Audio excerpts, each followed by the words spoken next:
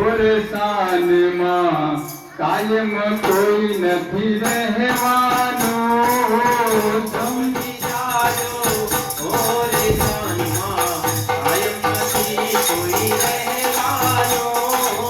કાલા ઢૂંઢ થઈ મુરઘર સુહાઈ જન્મ્યા જે મત ચાવાનો.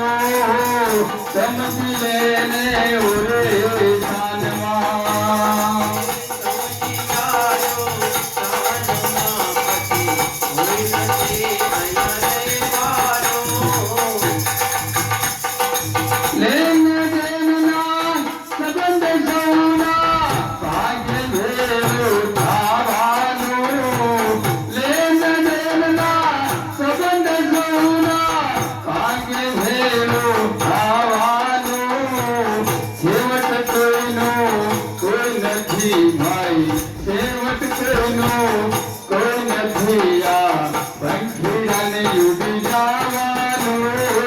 છેવટ કોઈનો કોઈ નથી ભાઈ, પંખીડાને ઉડી જવાનું.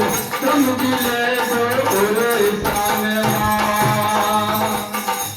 માનવતાનું જ્ઞાન વાતો આવડીને ખાવાનું. માનવતા